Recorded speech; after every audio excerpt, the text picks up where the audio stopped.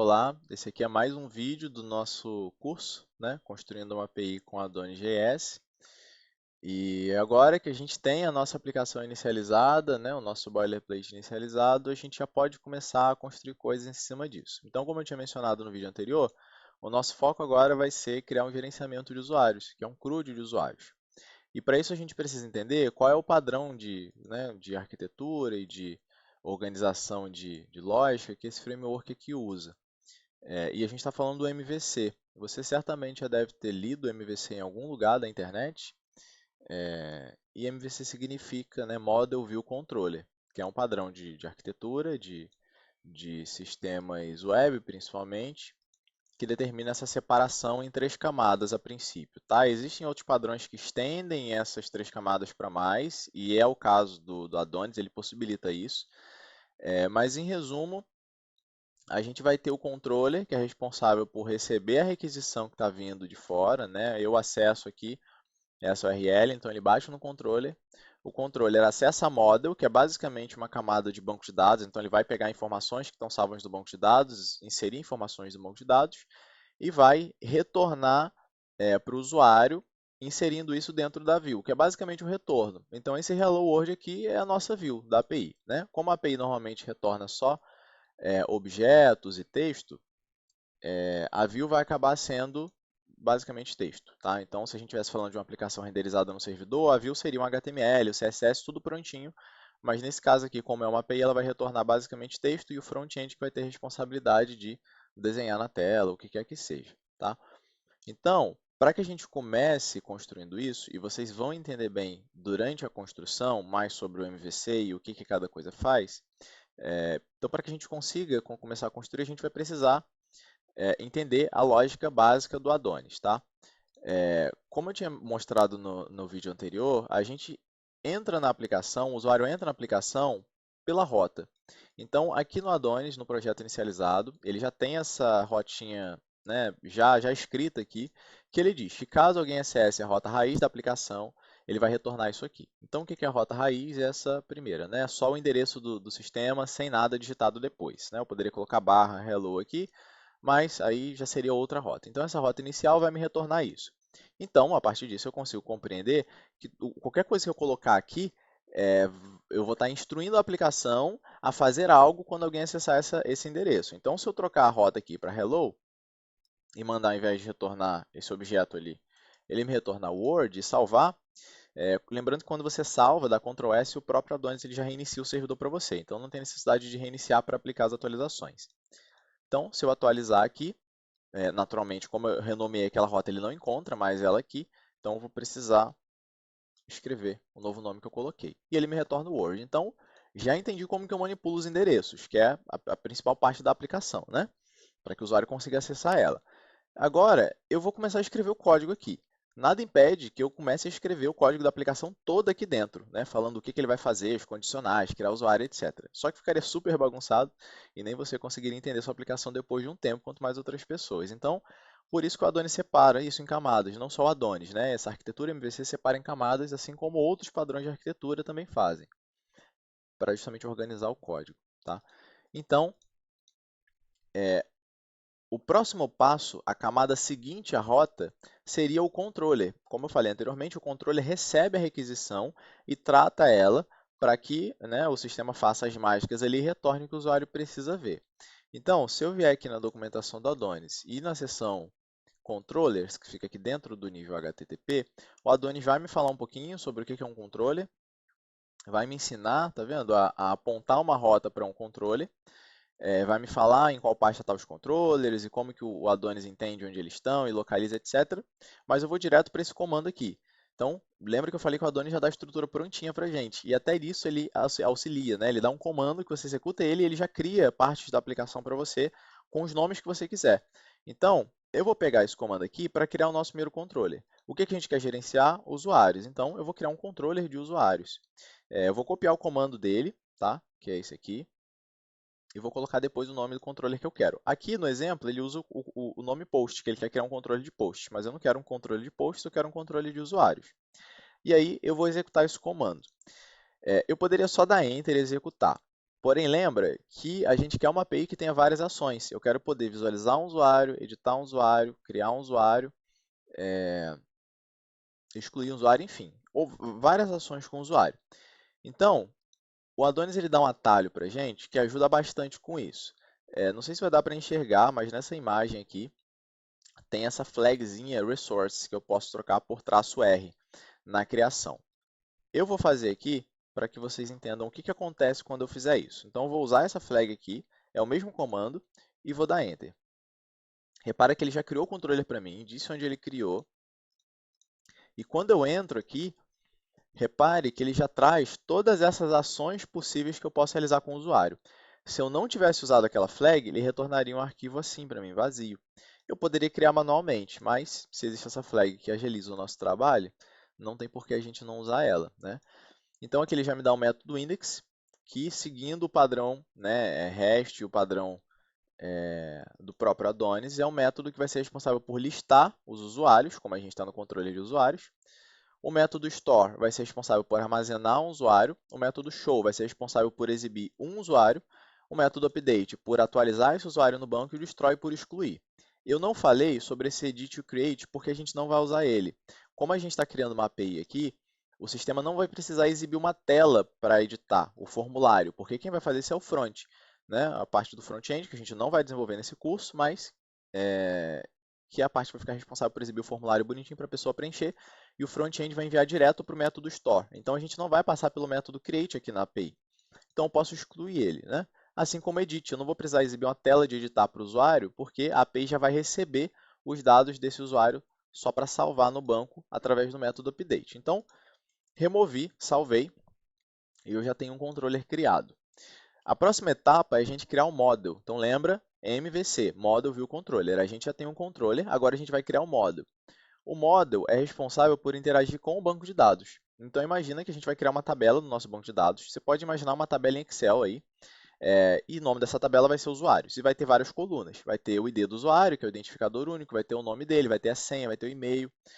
E o model é como se fosse a forma da gente acessar essa tabela pela aplicação. Ela representa essa tabela no banco, porque a gente não vai ficar escrevendo consulta manual na aplicação, porque isso é ruim a longo prazo, dificulta a manutenção, dificulta o entendimento do código e torna tudo bagunçado. Então, esse model encapsula tudo isso para a gente e a gente não precisa ficar preocupado em escrever o nome da tabela toda hora, em fazer consultas manuais, porque o model abstrai isso, tá? Então, eu vou vir aqui nessa seção chamada ORM, tá? Então, como eu falei, o model abstrai isso, abstrai a entidade de usuários do banco. E para que a gente consiga efetuar operações com essa entidade, a gente usa algumas estratégias, tá? Se você clicar nessa seção de introdução, o Adonis explica quais são essas estratégias.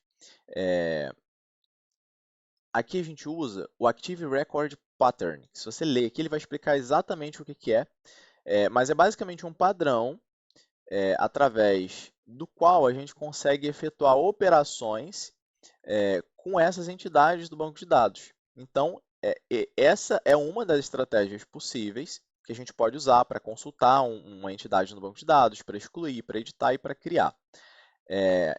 E aqui ele detalha bem, né? Está em inglês, mas vocês podem traduzir, inclusive, se vocês quiserem.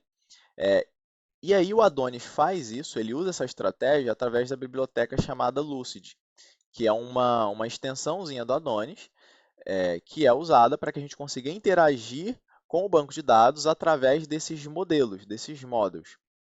Então, a gente vai ter que instalar esse Lucid, que é uma biblioteca que não vem instalada por padrão. Esse Lucid ele é construído usando o padrão Active Record, que você pode pesquisar mais no Google se você quiser entender detalhadamente como que ele funciona. E ele possibilita que a gente faça essas operações de CRUD, de criação, edição, exclusão e listagem, como eu já falei. Então, sempre que eu usar a sigla ORM ou ORM, eu vou estar falando justamente do Lucid, porque o Lucid é justamente a técnica ORM aplicada dentro do framework Adonis.js. E essa técnica, né, ORM, que é a técnica de Object Relational Mapping, mapeamento do objeto relacional, banco de dados, é um banco relacional que a gente vai estar usando aqui, o MySQL, por exemplo. E esse ORM é o que faz esse mapeamento dessa tabela no banco de dados para a nossa aplicação. Então, a gente interage através do módulo com essa tabela no banco de dados usando a estratégia Active Record, que possibilita que a gente efetue essas operações de leitura, criação e exclusão. Pode parecer muito confuso e talvez até seja muito confuso, mas quando a gente estiver usando na prática vai ficar mais fácil de entender. Tá? Aqui ele dá alguns exemplos sobre como que a gente faria se a gente não tivesse, né, usando esse padrão, e aqui como que a gente faz tendo esse padrão. E você pode perceber que tudo fica mais organizado e padronizado, até mesmo diminui o trabalho. Então, ao invés de a gente ter um código grande assim, a gente determina padrões e depois usa de uma forma muito mais simples. Tá? Então, logo aqui embaixo, ele já me dá o comando para que eu crie o meu primeiro módulo. Então, aqui ele já está usando como exemplo o próprio user. Né? E, novamente, existem alguns parâmetros que a gente pode usar para agilizar o nosso trabalho aqui. Um deles é esse traço M, que ele já cria a migration junto. Lembra que eu falei que esse model é uma representação de uma tabela no banco de dados. Mas nesse momento, essa tabela não existe ainda, a gente não criou. Então, o Adonis dá esse parâmetrozinho aqui que a gente pode usar para que ele já crie essa tabela no banco de dados. Tá? Então, eu vou copiar aqui esse comando, vou rodar na aplicação. E repara que ele deu um erro. Né? Por que ele deu erro? Justamente porque eu ainda não instalei o Lucid, que eu tinha falado, né, que a gente precisaria instalar. E como que a gente instala o Lucid? Se a gente vier aqui, na seção Database Introduction, ele já vai dar para a gente o comando que a gente precisa para instalar o Lucid. Eu não passei por ele antes porque eu fui direto para o menu ORM para explicar o conceito, mas a gente pode voltar aqui agora, que é basicamente a forma que a gente tem para configurar o uso de banco de dados pela aplicação, que também não vem por padrão. Vou executar o comando, ele vai processar, o NPM vai buscar esse pacote aqui, que é o Lucid, né, que é o que usa a estratégia ORM na nossa aplicação para interagir com as tabelas do banco de dados, vai instalar ela, né, essa biblioteca, e em seguida a gente vai precisar rodar esse outro comandinho aqui, que é para ele configurar o Lucid, né, porque apesar dele estar instalado, ele precisa criar alguns arquivos e modificar outros arquivos para que o sistema possibilite o uso dele.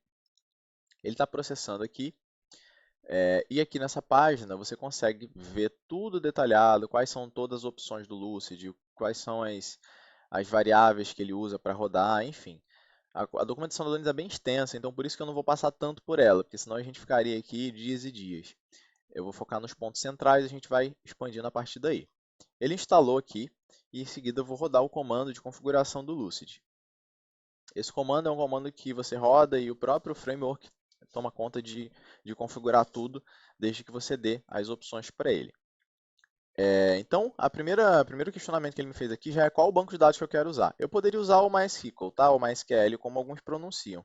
Mas, para questões de simplicidade, eu não quero ter que interagir com o banco de uma forma visual aqui. Então, eu vou selecionar o SQLite, que é basicamente um MySQL, só que ele é um arquivinho muito mais simples, eu não preciso rodar um banco de dados aqui no meu computador.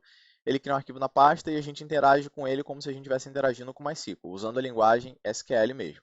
Então, vou dar espaço para selecionar e vou dar Enter. Ele já vai criar para mim a configuração e vai instalar o que ele precisa para interagir com o SQLite, tá? Que é esse banco de dados.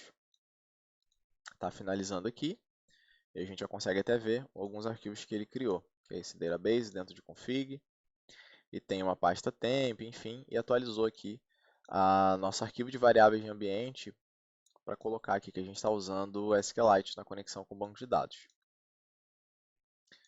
Então, ele está finalizando, assim que finalizar eu retorno. Ele finalizou aqui a primeira configuração e ele perguntou onde eu quero ver as instruções. Então, ele me dá a opção no navegador ou no próprio terminal. Eu vou selecionar no terminal e aqui ele vai me listar uma série de coisas que a gente precisa fazer. Muito disso que ele fez aqui, ele já fez para mim, né? Ele já configurou, então ele está dizendo aqui só para caso eu queira configurar algum banco de dados adicional. Tá? Mas como eu não quero, eu vou usar SQLite mesmo que eu disse, eu não vou precisar realizar mais ação nenhuma. Então, feito isso, ele já possibilita que eu execute aquele outro comando que a gente estava tentando, que é de criar um model. Então, eu vou rodar. Ele vai criar dois arquivos. Lembra que a gente usou o parâmetro dele criar já a tabela no banco de dados para nós, que seria migration, né? Então, o primeiro arquivo que ele criou foi esse aqui dentro da pasta models, e o segundo arquivo foi a migration, que fica dentro da pasta database, migrations. Então, como eu falei, ele já cria essa tabela para a gente no banco de dados, porém ele não cria a tabela efetivamente, ele cria um arquivo, que esse arquivo contém as instruções para criar uma tabela no banco de dados. Essa migration é como se fosse um versionamento do banco de dados. Ao invés de eu ir lá, entrar no banco de dados com phpMyAdmin, né, ou alguma ferramenta e criar manualmente a tabela, aqui eu crio arquivos que são o histórico de modificações do banco. Então, toda vez que eu quero criar uma tabela, eu não vou lá e crio. Eu crio um arquivo desse de migration e eu mando o sistema rodar esse arquivo.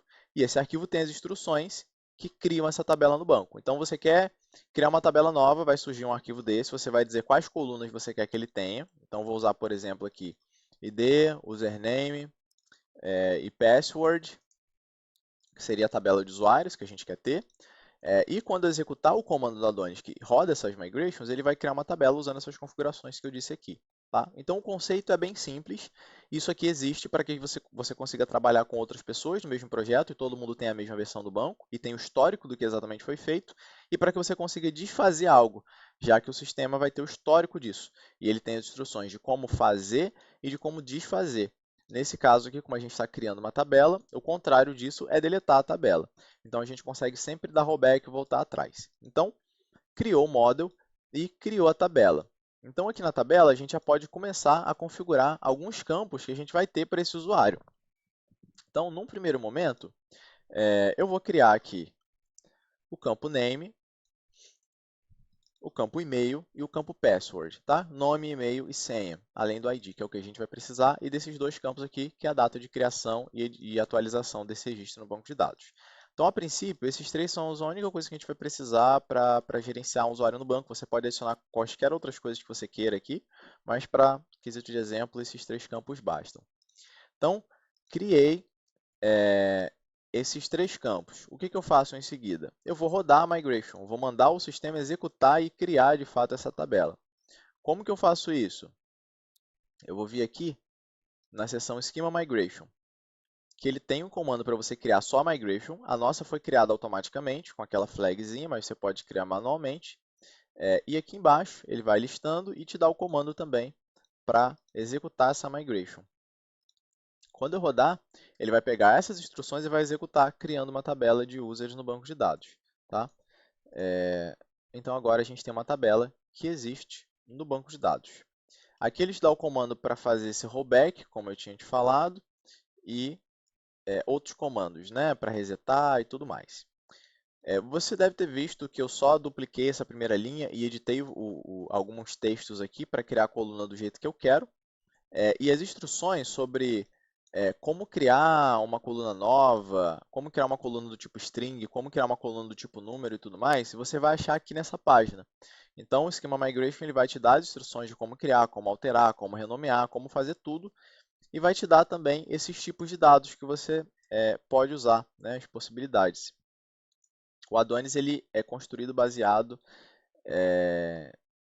em uma outra biblioteca, e ele te dá as instruções aqui, mas basicamente você pode encontrar também, deixa eu ver se eu encontro aqui, o link direto. Aqui, Schema Builder Reference Guide.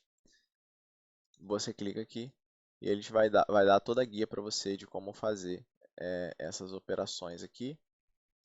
Tem o Table Builder também. E aqui ele vai te dar todos os métodos possíveis, né?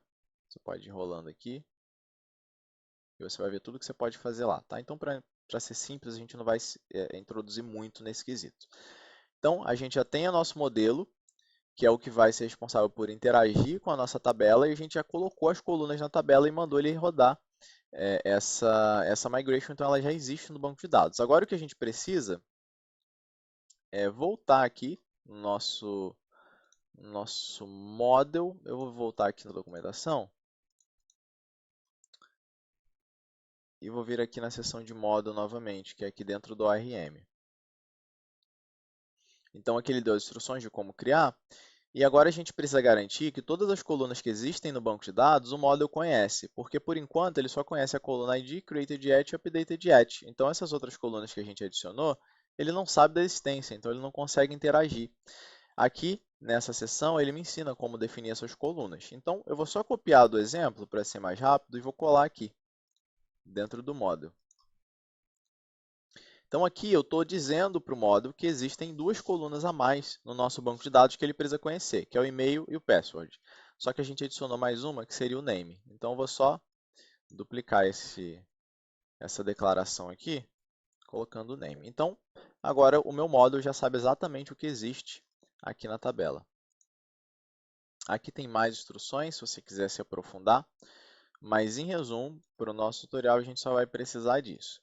Então, já temos a nossa aplicação configurada na versão inicial, já temos o nosso controller criado, já temos o nosso model criado, já temos a nossa tabela criada. O que falta agora é a gente começar a realizar as operações com essa entidade, né? Que seria de fato o CRUD. E a gente vai dar sequência nisso no próximo vídeo. Até mais.